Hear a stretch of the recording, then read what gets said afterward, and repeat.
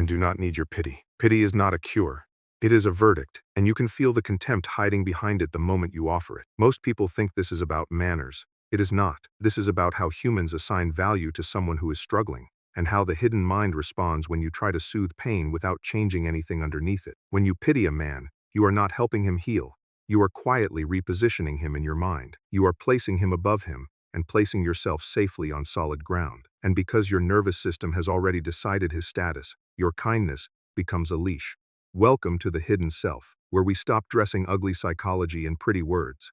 Today we are going to talk about why pity destroys men more often than it saves them. We will also talk about why what many call compassion is often something colder, something hierarchical, something that protects your ego more than it protects the person in front of you. And if you are a man watching this, or a woman who has unintentionally trained a man to stay small, you are going to recognize the moment you made the same mistake, and you are going to feel the cost. Let's start with the uncomfortable definition. Pity is not the same as empathy. Empathy is the ability to feel with someone. It is active attention. It asks questions. It stays curious. It does not require you to feel superior. Pity is different. Pity is a rank. It is an emotional ladder. When you pity someone, you are telling yourself a story that goes like this: I am okay, and they are not. I am functional, and they are broken. I am above the problem, and they are beneath it. You don't just notice their pain, you interpret it as proof of their helplessness. This is why pity feels so good to give at first.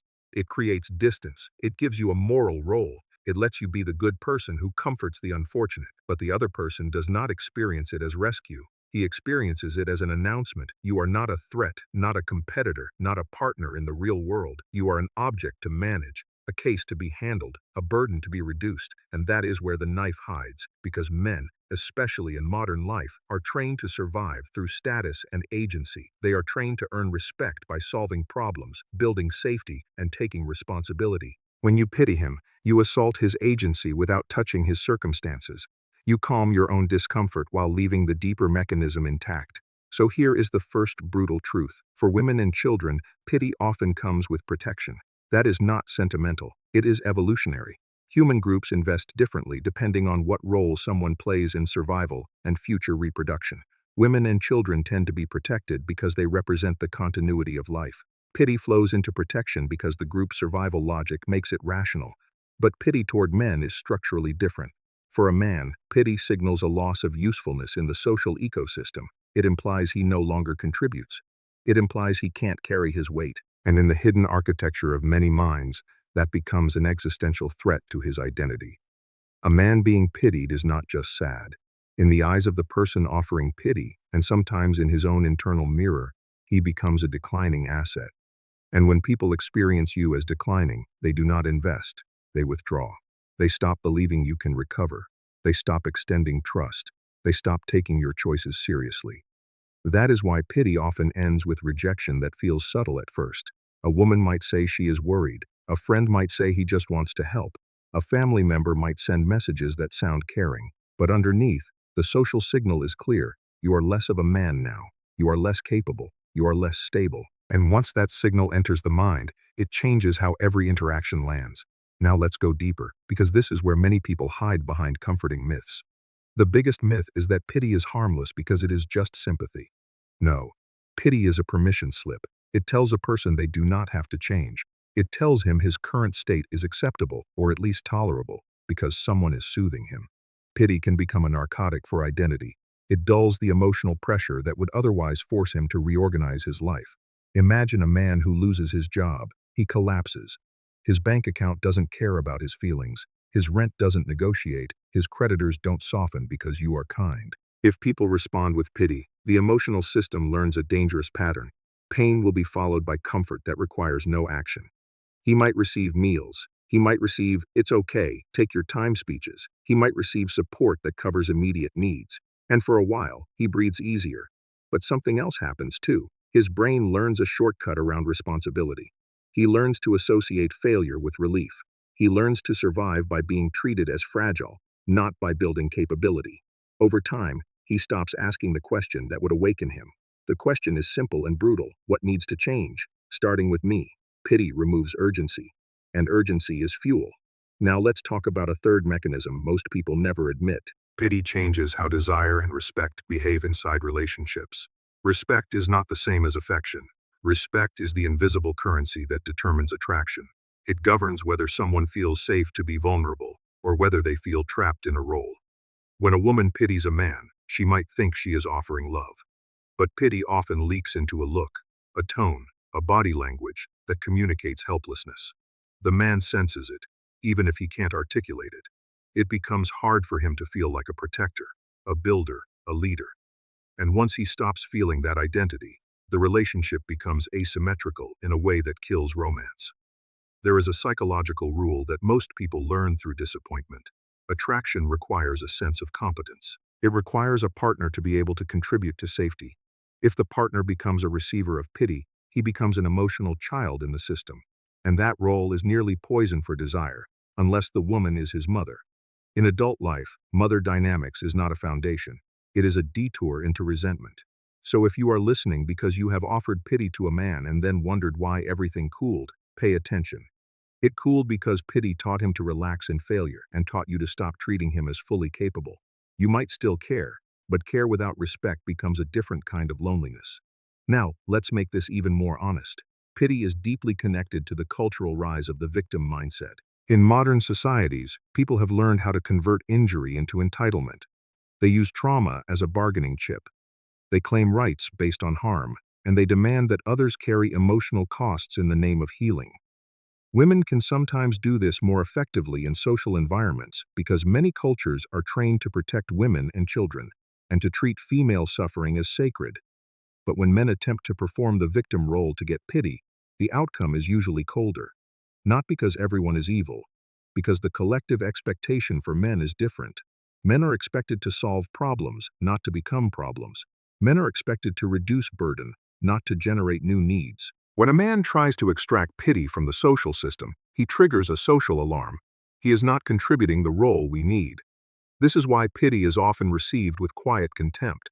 People don't announce it. They don't say, "I think you are a loser." They do something worse. They stop trusting. They stop valuing. They treat him like he is temporary, like he is a risk, like he will eventually collapse again. The pity doesn't feel like warmth. It feels like being filed down. Now I want you to understand the historical logic, but without using it as an excuse. In ancient survival contexts, a group's survival depended on men taking risks. A wounded hunter could not bring food. He was a liability. A man who couldn't fight increased danger for everyone else. So natural selection favored men who hid weakness and kept moving even while injured, because the group needed motion more than it needed feelings. In feudal contexts, honor systems evolved that made pity humiliating. If an opponent is merciful, the captured man may survive physically, but socially he may be marked as less than an equal. Pity could become a way to erase dignity. It turns an opponent into an object that is being spared, not a rival being respected. And war reveals the truth that polite society disguises. On a battlefield, compassion that slows action gets people killed. A commander who spends too long comforting a fallen soldier risks the squad being hit. The man does not need an embrace. He needs a hand up, a command, a reactivation of will. That is not brutality for fun. That is triage. That is damage control. That is the hard logic of environments where time and survival matter more than emotional comfort. Modern life still runs on similar inner logic even when the battlefield is not obvious. Today the war is economic and social. The battlefield is the office, the market, the relationship hierarchy, the algorithmic visibility of your status, and the unforgiving mechanism of being selected or discarded. Look at a man who becomes unemployed and carries debt. If the world offered him infinite pity, he would be stable enough to stay unemployed. But society rarely works like that. Some organizations might help temporarily, but the larger environment does not stop. It steps over him. Employers don't see your sadness. They see risk. They see productivity gaps. They see unreliability. Social circles don't build careers around your pain. They build them around proof. And women, unless they are his mother or unless there is an unusual dynamic, rarely want to adopt a failure. They may help out of kindness, but they do not want to feed a grown man like a child. Because in their hidden evaluation, what is attractive is agency, the ability to recover and the intention to rise. That brings us to the heart of the issue. Pity competes with growth. Pity feels like mercy, but it functions like a painkiller. It numbs the discomfort that would otherwise force the person to act. And a painkiller has side effects. It can create complacency. It can reduce learning. It can prevent the nervous system from reorganizing around new behaviors. When a man is pitied, his pain gets temporarily managed, his emotional distress is soothed, and the nervous system responds by lowering the drive to change. He starts to like the role of victim because it provides emotional relief without the requirement of transformation. That is why pity can create self-sabotage. It turns failure into identity. It turns suffering into a personality. Once that happens, he doesn't just fail, he becomes attached to failing as a way to be seen. Now let's talk about responsibility, because this is the hinge that everything swings on. A mature man grows through responsibility, not through being punished, not through being humiliated, but through owning outcomes. He learns that the world does not automatically reward him. He learns that his choices matter. Pity quietly suggests the opposite. Pity implies it is not his fault. It implies he is helpless. It implies that the system is too harsh, and therefore he deserves comfort regardless of his actions. If you take that belief deep enough, you lose power. Because if failure is not your fault, then there is no internal lever to pull. What can you fix if you are not responsible? What can you build if you are not accountable? So pity does something subtle. It steals the right to repair. It takes away agency by rebranding helplessness as innocence. It is not just emotional support. It is a reprogramming of self-perception. And that self-perception then governs everything. It governs how he applies for jobs, how he trains, how he treats his partner, how he speaks, how he plans, how he handles shame. He stops believing in his ability to change the next outcome. Now, you might be thinking, but what about compassion? What about kindness? Are you saying we should be cruel? No, cruelty is not strength. Cruelty is just emotional immaturity with a sharper edge. I am saying pity is a destructive form of kindness because it substitutes comfort for transformation. So the question becomes, if the world is not going to rescue you with pity, what do? You accept the game. Life is not a tea party. It is an arena. You do not get to opt out of consequences. You only get to decide whether you stand up and fight from a better position or whether you lie down and let others step over you. This is where many people want to be philosophical without being disciplined. They want the story, not the work. But the work is the point. If you are a man and you feel pain, your first duty is not to demand pity. Your first duty is to turn pain into direction. Turn pain into training. Train your body because a disciplined body is a disciplined mind. You do not train to impress people. You train to build a fortress that can hold your spirit steady when life gets loud. A strong body is a symbol, yes, but it is not superficial symbolism. It is accumulated proof. It is evidence that you can commit to discomfort and follow through. Every workout is you telling your nervous system that you can keep promises. Then turn pain into psychological mastery. Men must be masters of emotion, not slaves to it. Emotional chaos is a tax. It drains performance. It turns every mistake into a collapse. When you learn to regulate, you stop begging your environment for emotional permission. You stop asking the world to manage your feelings for you. You build the capacity to choose your response. That's why full happiness is not something you request from others like a refund. It is something you conquer through action. You feel happiness when you complete a hard project. You feel it when you protect your family through storms. You feel it when you stay standing while others panic. Then add performance. In modern era, skills are weapons. Intelligence is not a trophy. It is a tool. If you are not improving your competence, you are not merely standing still. You are losing ground. Competence depreciates when you stop upgrading it. So sharpen daily. Study. Work. Improve your output. Don't aim for good enough. Aim for the last 1%, the final push, the effort after everyone else has gone home.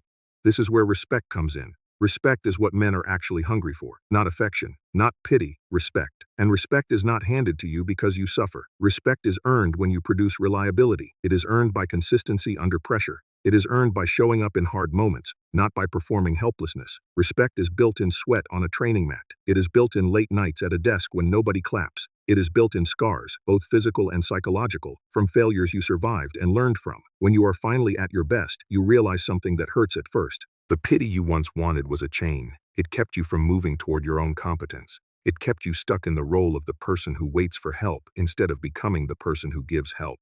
Now comes the strangest part. The loneliness at the top of self-discipline can feel sweeter than comfort at the bottom of desperation, because bottom comfort is often fake. It is comfort that relies on your continued weakness. It is comfort that only stays while you remain broken in the exact way people can tolerate. Top loneliness is different. It is loneliness born from your refusal to lie to yourself. It is the loneliness of choosing the hard path and leaving the easy audience behind. Now I want to speak directly to the man who is at the edge. The bottom of the pit has a particular seduction. Pity promises safety. It says, you don't have to fight. Someone will carry you. Someone will understand. It feels like mercy, but it is actually a slow death of your identity. When you live on pity, you do not become free. You become dependent, and dependence turns into humiliation over time. You start to notice the way your presence is tolerated instead of desired. You start to notice the way people's eyes shift from admiration to management. You start to notice that your words no longer land with weight. At that point, pity stops being helpful and starts being corrosive. So if you are in that situation, here is the call to action with no decoration. Stop asking for pity. Start asking for requirements. What does the next week demand of you? What skill must you build? What habit must you fix? What conversation must you have? What responsibility must you take? What body must you train? What system must you change? If you cannot answer those questions, you will keep outsourcing your direction to other people's emotional reactions. And those reactions are unpredictable, inconsistent, and often temporary. Now let's talk about one more layer, because some people use pity to manipulate without realizing it. There is a psychological trap where a man or a partner learns to weaponize sadness. It is not always conscious. Sometimes it is learned. A person figures out that if they appear too wounded, others soften and comply. They get what they want. They avoid consequences. Over time, this becomes a relational economy. The pity becomes the currency. The relationship becomes a transaction where emotional performance replaces growth. That is why healthy people eventually feel exhausted, because they are not curing anything. They are paying